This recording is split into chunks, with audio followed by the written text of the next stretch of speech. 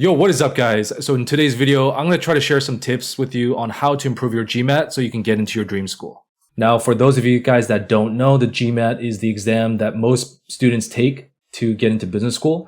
Some schools will allow the GMAT or the GRE, but from my knowledge, I think most of them accept GMAT or prefer the GMAT. And it's a exam that tests you on writing skills, your integrated reasoning, verbal, and quant. It's a test that takes anywhere from 3.5 to about 4 hours. Now, the interesting thing about the GMAT is it's computer adaptive. And what does that mean?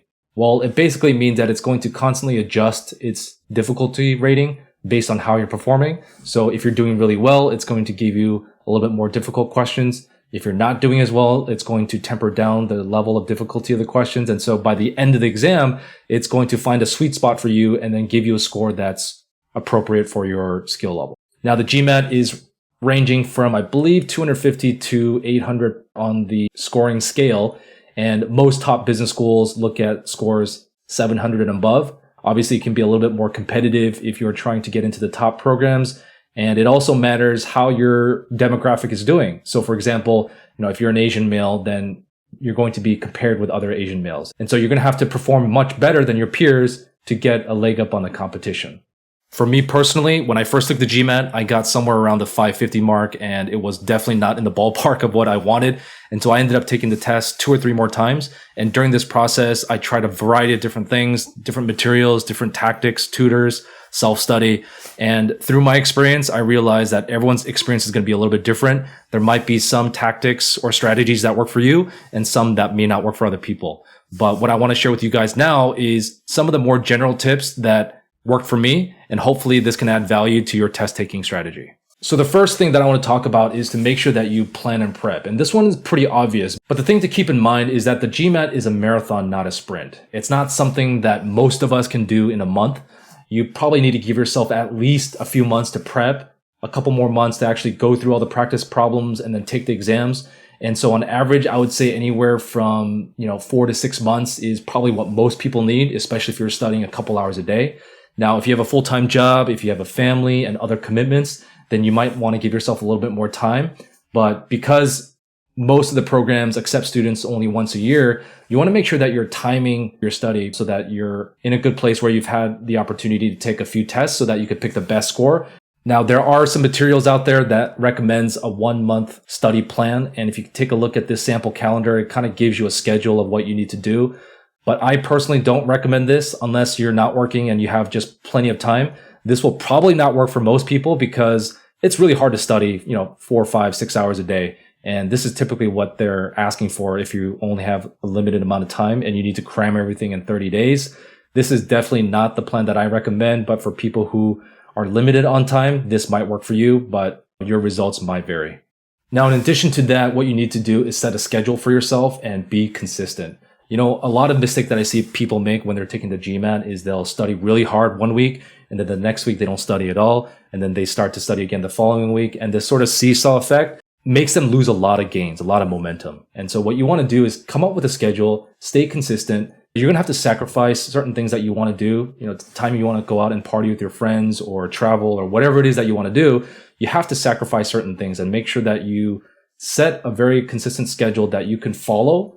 Otherwise, it might not even be worth the effort, right? I think there's very few people in this world today who can go into a test blind without studying and can just ace it. If you're one of those people and you're a prodigy, that's great. But 99.9% of us don't fit into that bucket. So if you're not one of those, don't try to wing it. It's also really important that you guys take a few practice exams to figure out where you are so that you can identify where your strengths are, where the gaps are.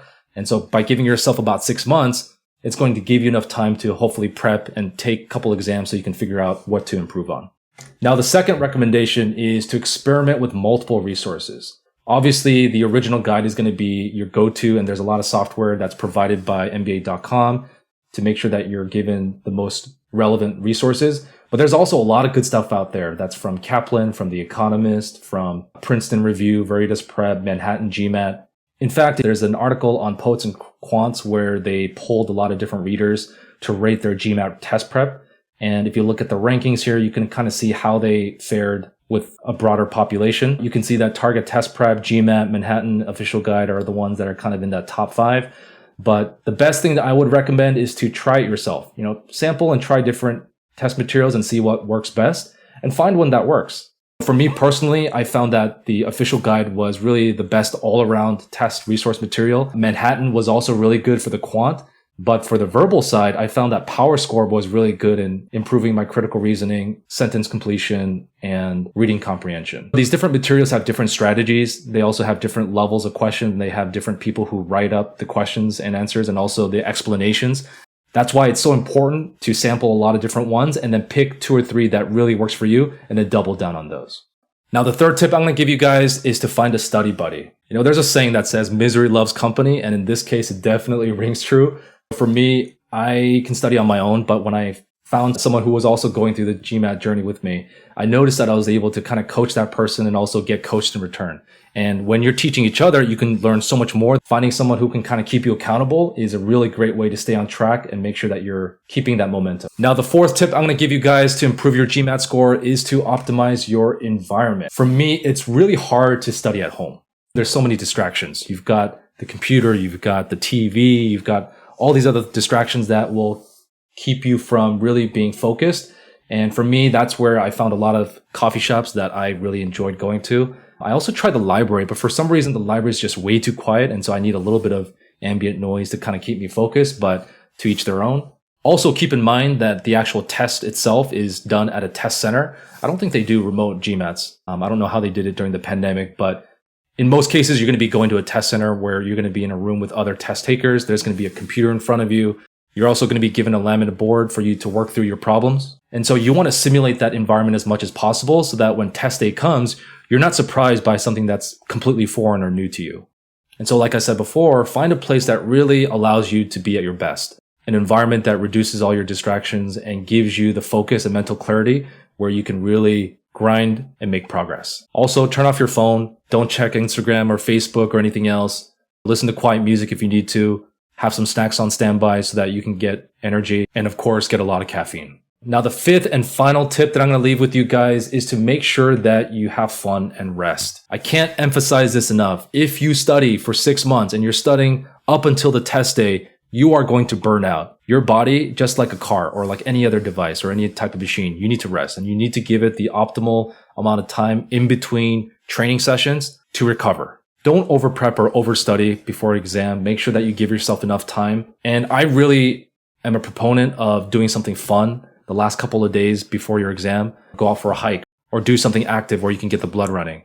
And so you got to make sure you train your body and get plenty of sleep, get plenty of water and all the other nutrients that you need so that you can perform at your best. Anyways, guys, those are my 5 tips for improving your GMAT score. Hopefully you can incorporate some of these strategies and get that 700 or 750 or whatever it is and gets you into your dream school. Like I said before, the GMAT is a marathon and not a sprint. It's going to take a lot of work for 99.9% of us, but once you get to that end journey and get the score that you want, it's going to have been worth it. Let me know in the comments down below if there are certain tips or things that work for you. And best of luck to you guys who are on your MBA journey. We'll catch you guys in the next video.